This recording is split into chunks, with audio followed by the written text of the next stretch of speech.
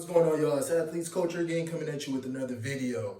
So, ESPN's, or, he's a journalist out there, David Aldridge, came out in response to Kyrie Irving's comments that he made publicly about him being fined for not speaking to the media. And in his comments, he went on to call, you know, basically saying that he does not respond to pawns. So, obviously, the media is going to take a shot at that because, this was all in response to the Kyrie, not speaking to them, and you know,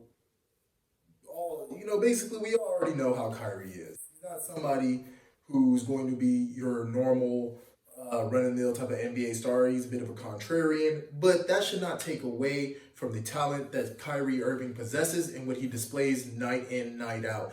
And it was very telling for David Aldridge to come out and say, that the NBA, it's fine if Kyrie doesn't speak to the media, that the NBA should continuously fine Kyrie and the Nets increasingly, and that he would not land any votes to Kyrie Irving when it comes time for the media award. And this just goes to prove, like I've always said this, the MVP award, especially, and all awards voted by the media are meaningless. Really, they are meaningless. They are media fan favorite awards. That's what it is. They're just media awards. They're popularity contests. So he just proved that if the media doesn't like you, they're not going to vote for you. This is why Kobe Bryant had to end his career with only one regular season MVP award. That's the highlight. That's case in point proven that if the media does not rock with you, they're not giving you anything. And we already know the media rocks with LeBron James. And this is why I also go on to say that LeBron James has never been robbed of an MVP award because he's the media's fan favorite. Now, you can argue for 2 years where you can make a solid argument where LeBron should have won the MVP award, but he wasn't the media's favorite. That's 2006 and 2011. I'll give LeBron fans that. Those 2 years are the sole 2 years where I can argue that LeBron, may have been robbed right there.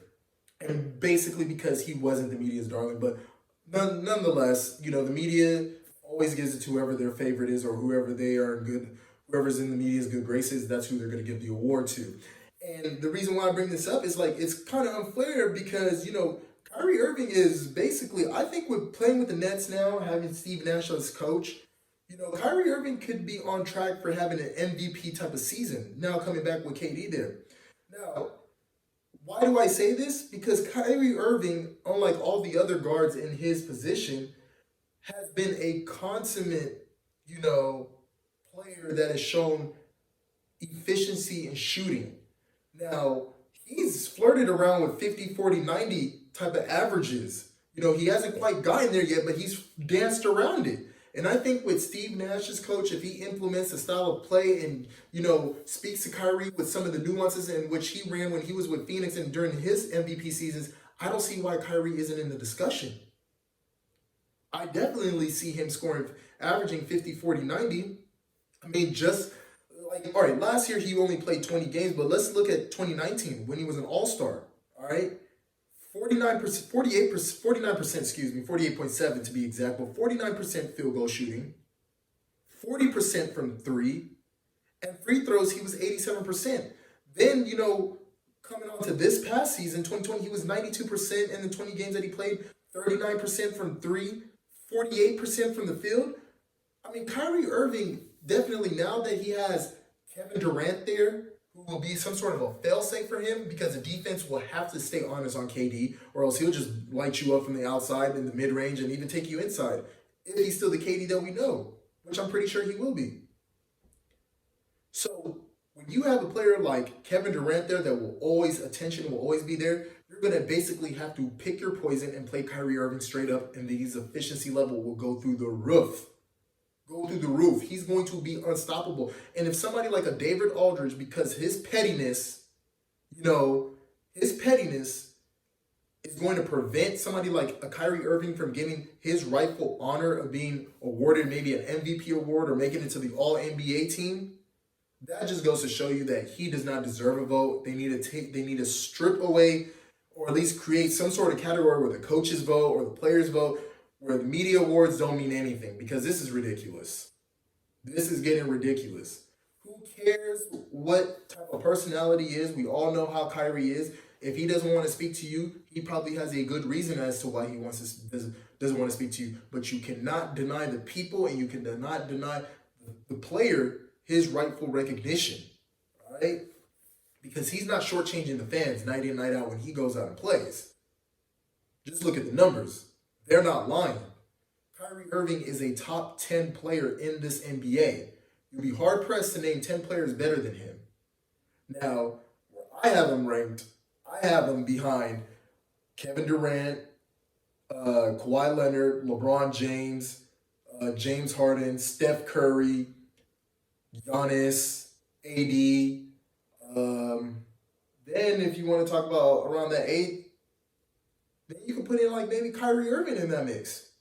8 through 9. Kyrie Irving would be there. So, oh yeah, Kawhi Leonard, another player. I hope I mentioned that. I think I mentioned him already. But definitely, Kyrie Irving is definitely a top 10 player. So, I don't see why David Aldridge is even going to be given a vote. I hope the league does not award him a chance to speak. I know he's on ESPN, NBA TV, but I hope the NBA does not give him a vote.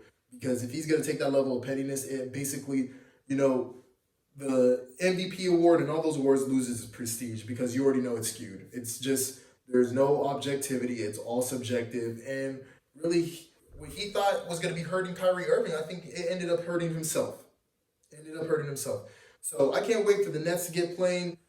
Kyrie's going to do his thing. Hopefully he stays healthy. Hopefully KD stays healthy. I think if they do that, they're definitely going to be the favorites. Them and Milwaukee Bucks definitely be the favorites in the Eastern Conference Finals. I'd love to see that. And, speaking, back on Kyrie, I honestly wish he would have signed or would have went to the Milwaukee Bucks. The reason being because Giannis is my favorite player I love to watch. He's my favorite player right now in the NBA. But I feel like that type of guard play that can score without high level of efficiency, that is a threat, that kind of alleviates, a lot of the pressures that other players have. That's definitely the type of player I think Giannis would have definitely enjoyed playing. Heck, he has that now with Drew Holiday. Drew Holiday is a great player in terms of on the defensive end. Let's not get it twisted. He brings it both offensively and defensively, but nobody can deny the fact that Kyrie Irving is a one-of-one talent.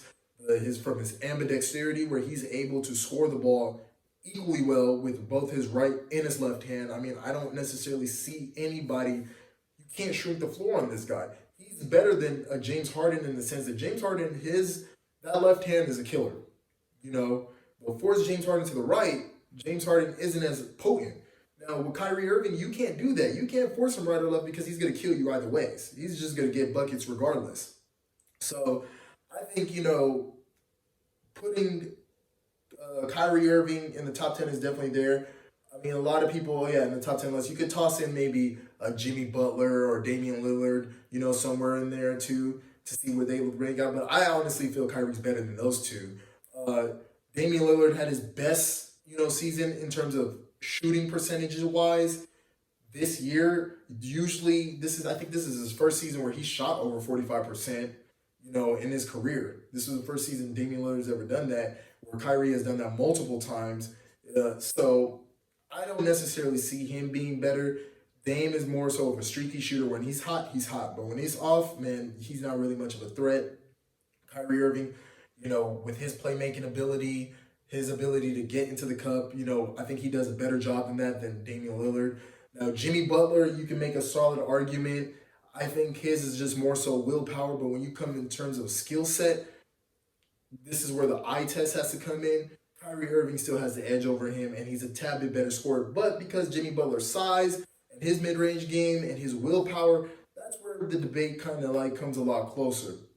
But all said and done, Kyrie Irving definitely is going to be in the MVP discussions if the media is not going to be crooked. And I think David Aldridge needs to get his vote stripped away from him from stating comments like that, because it takes away the objectivity which voters should have. You have to be objective. Whether you like the guy or not, you have to give him his due respect. And if you're not going to do that, then, hey, you don't deserve to be voting. But I want to hear what y'all have to say. Like, comment, subscribe down below. I'm out.